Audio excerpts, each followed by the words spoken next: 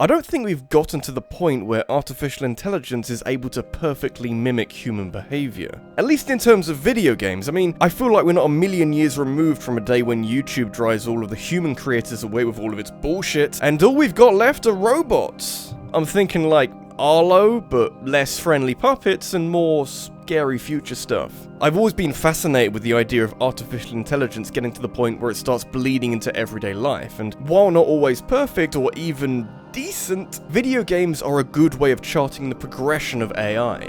It's also a fun way of seeing terrible AI in action because it is not as easy as it looks. I don't pretend to understand the ins and outs of coding artificial intelligence into a video game, but it's fairly obvious to most people what terrible AI looks like. We know how enemies are supposed to behave, so seeing them running into walls or standing around waiting for shit to happen is as obvious a red flag as you're likely to get. These aren't even glitches for the most part, just giant holes in the game's code that don't account for certain variables and scenarios that you can exploit until you're left with something that barely resembles a video game.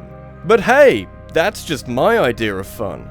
I don't usually like making this all about me, but this video marks the last time I'll be recording and really working out of this building. I'm moving out at the end of this week, and I'll be taking most of this with me, but things will be changing, hopefully for the better. But you know, I've had some fun here, I've got some good memories, but sometimes you need to change the scenery.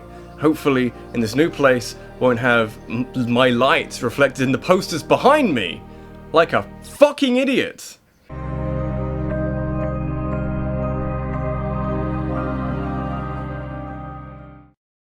When considering the importance of good artificial intelligence, you've also got to consider the importance of the enemies themselves. If the bad guys are genuinely kind of brain dead, does that change anything? Does the game lose some of its appeal if the challenge that it's offering me is kind of non-functional? To that, I'd put forward games like Doom, where, yes, the enemies are supposed to be sentient enough to pose some kind of threat to you based on the difficulty level, but mostly are there to provide the player with some gross alien monster to shoot in the head. It is okay if the artificial intelligence here is simplistic, but a little less okay if it's bad enough that it takes you out of the game. It's helpful that I'm referring to Doom because it strikes the kind of balance that Daikatana, for example, can't match. Maybe John Romero should have spent more time on coding his awful video game and less on making prospective buyers his bitch. This whole game is terrible, which is surprising considering Romero's track record of making not terrible video games. But most of it you can pin to the multiple delays and antiquated technology that was some way behind similar competitors. You can also blame the decision to include computer-controlled sidekick characters, which is an interesting attempt to spoil the one-man crusader feel of games like Doom and Wolfenstein. Put it simply, you don't need companions in games like these, and even less so when the ones you're given run around like idiots and get themselves killed.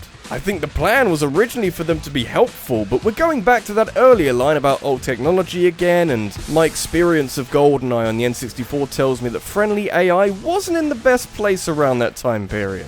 Is this the sole reason why Daikatana struggled so much financially? No, the crappy marketing didn't help things, and neither did Romero riding a wave of goodwill into one of the first genuinely disappointing video games. But even for those who did buy this game, the AI quickly became a very unattractive prospect. There be demons that play within these walls.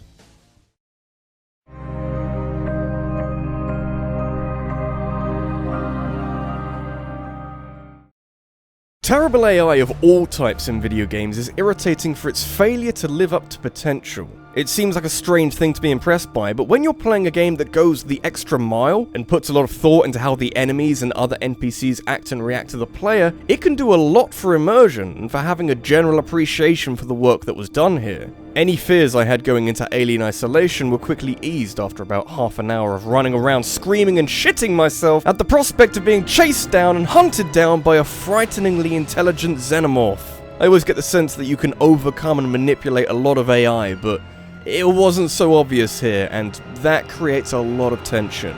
The excellent enemy AI is part of what makes Alien Isolation a great game. Without it, I'm not sure we'd get there. We'd probably just end up with Aliens Colonial Marines again. The primary headline with this game is that Gearbox and Sega dicked enough people around that the finished product is a buggy, unfinished mess, with not even a passing resemblance to previous press demos. It became kind of a milestone for misleading video games and still stands as something that people haven't completely gotten over yet, despite Isolation righting a few wrongs. There's design issues all over the place in Colonial Marines, but the big one is how AI of virtually every character in this game is broken beyond belief. Enemy soldiers meander about the place and away from cover to give you a clear shot of them. Your allies frequently get stuck in numerous different impractical locations. And the Xenomorphs, these huge, terrifying, iconic monsters that shape 90% of what this franchise is, they are really, really funny. Gearbox accidentally made a comedy game where Xenomorphs don't really know where you are or where they need to go or something. They just can't even. It's okay, I have days like that too. For years we accepted that this was all down to some crappy programming, but as recently as a few days ago, we've been able to pinpoint the problem to one single typo discovered by a keen fan who was able to spell tether correctly. And now the Xenomorphs are more like what you'd expect. A talented fan correcting the mistakes of a large company or developer? That's a strange occurrence that I definitely haven't seen a dozen times in the last few years. Hey, quality assurance is expensive.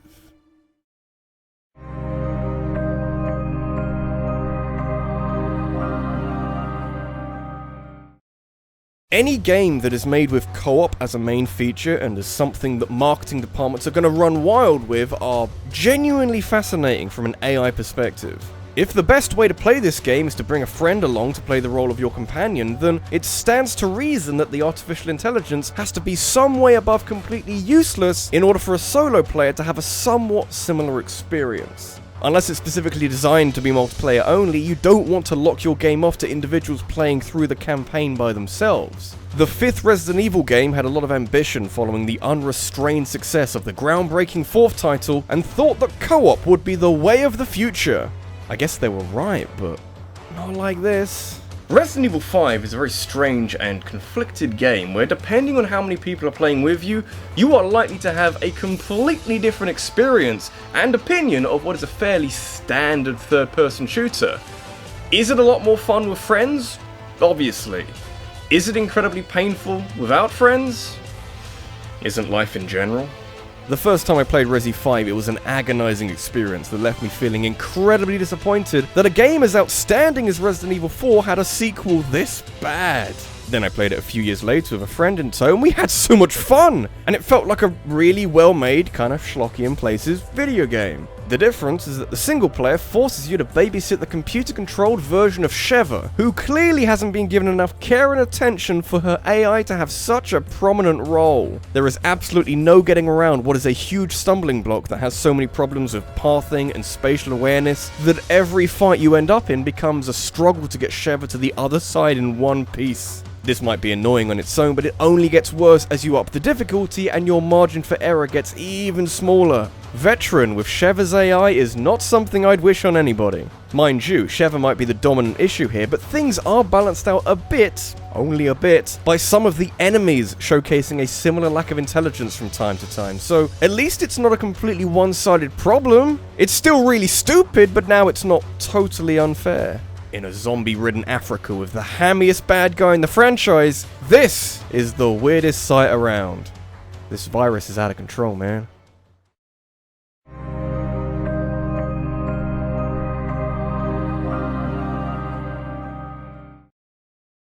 Let me tell you, I do appreciate it when events align perfectly like this. I don't necessarily go seeking out topics that work with current trends, even though that'd be a great idea.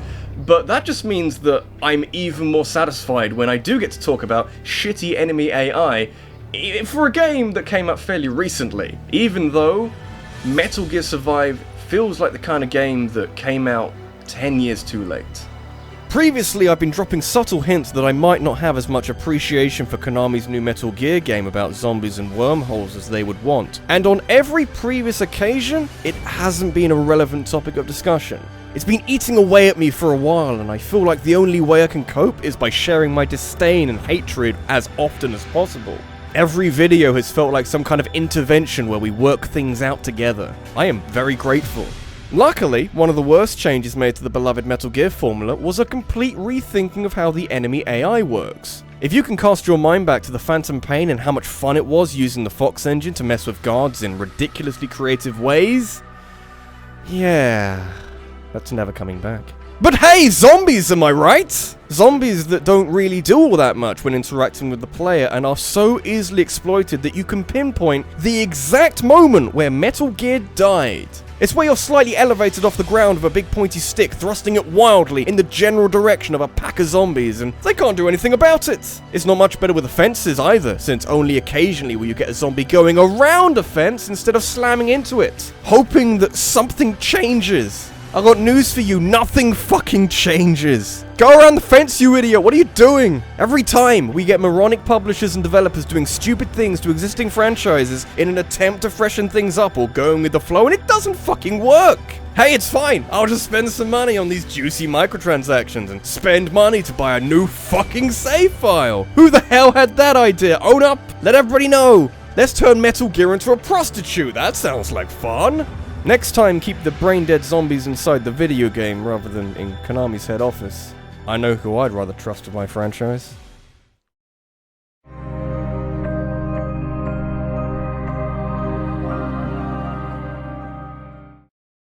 I'm beginning to think that bad AI is a frequent problem in action games, which is interesting, because that's one of the few genres where having good AI is fairly vital if you want to have some fun. Maybe it's somewhat gratifying to play a game like Dynasty Warriors, where your character is awesome and the enemies are idiots, but there's not a lot of other games like that. My mind immediately goes to one very dark place when I think of the worst AI in all of the video games. A place that I vowed to never visit again. But as I approach, I can hear the faint mutter of that all too familiar guitar riff.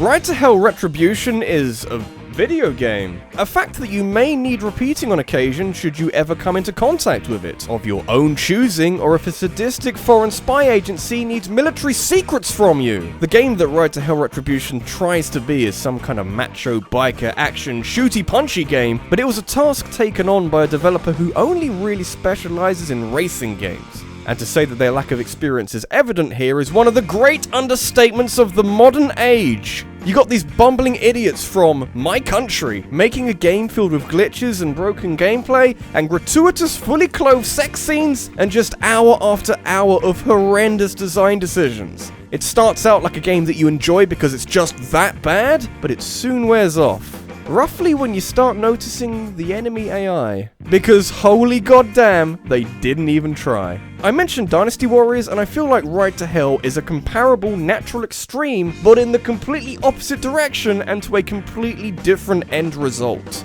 Enemies attempt to interact, but never have the aim to hit you enough time with bullets, or the depth perception to take you down with melee attacks. Very often with gun users, you can simply walk up to them and punch them out because they will never hit you enough times to cause you a problem. But even with guys who have fists and weapons, they're just not trying hard enough. There are numerous boxes and walls that you, the player, can use as cover, but it's like the bad guys didn't get the memo or didn't get enough lines of code to use them. You very rarely need anything more than a few punches when every enemy is this suicidal. And holy shit, I'm beginning to know how they feel. This is RabbidLuigi, and I do often wonder if it's worth the time to include any games that are considered some of the worst of all time in lists like these. But Ride to Hell feels like the natural culmination, the landmark of how bad AI can really get, and almost in a way, a showcase that you can learn from if you're really interested in game design, and maybe you can get that out of that. And since I started doing this, I've always thought that these videos, I try to make them at least a little bit educational. It's how I started, it's how I'd like to finish, and it's also how I'd like to continue, wherever that may be.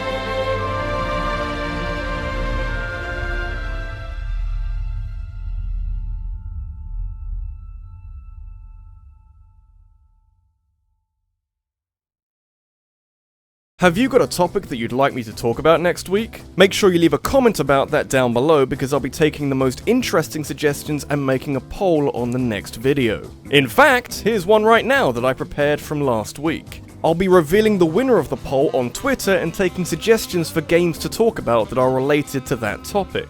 So feel free to follow me over there so we can keep in touch. Thanks for watching, and I'll see you in the next one.